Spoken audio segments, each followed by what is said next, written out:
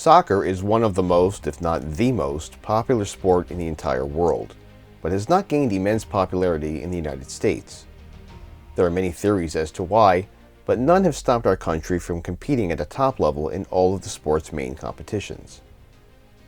The U.S. has been represented by a men's team since 1885 and was part of the first ever World Cup tournament in 1930. America's club has won 8 matches and 10 World Cup appearances, going as far as the semifinals in that first ever event.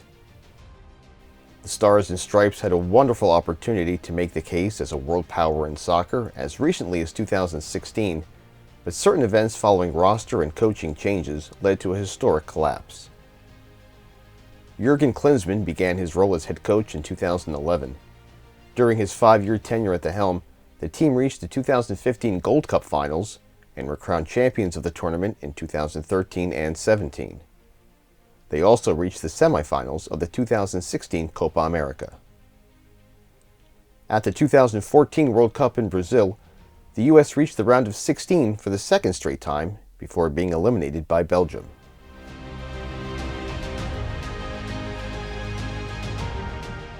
Under Klinsmann, the team lost to Mexico and Costa Rica in back-to-back first-round qualifying matches for the 2018 World Cup. The head coach was out by November 2016, and Bruce Arena began his second stint heading the USA charge. Arena had the U.S. off to a hot start, leading them to a win or tie in 4 of their first 5 matches, a Gold Cup tournament championship, and on the cusp of another World Cup berth. The starting lineup looked much different than the 2014 national squad.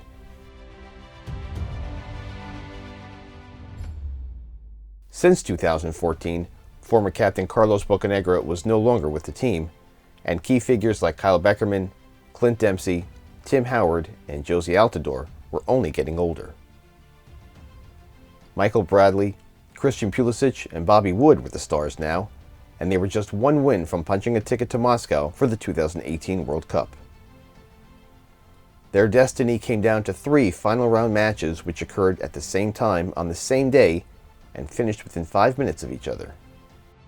All the contests had implications towards the United States team qualifying as they rolled into the day in 3rd place and needed just a win or tie to gain acceptance to the big dance.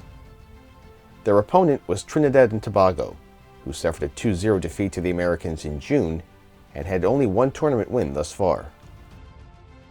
The U.S. anticipation and excitement was quickly shut down as defender Omar Gonzalez scored an own goal in the 17th minute, which put the team in a state of shock. Another goal by Trinidad and Tobago put their opponent on more of a defensive stance.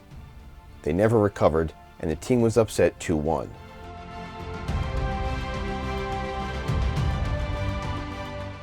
Meanwhile, Panama and Costa Rica were winding their contest down.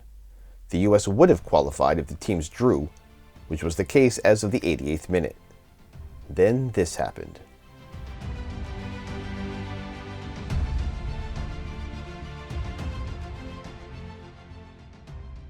Panama was credited with a goal that should have been disallowed for never crossing the goal line, and ultimately won the contest.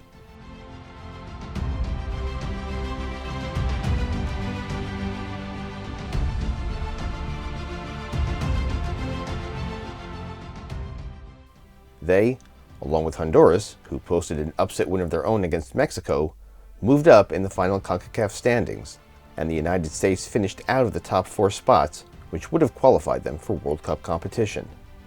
It was the first time in over 30 years the team did not appear in the tournament. France was the eventual 2018 World Cup winner, defeating Croatia in the final. England's Harry Kane won the Golden Boot Award.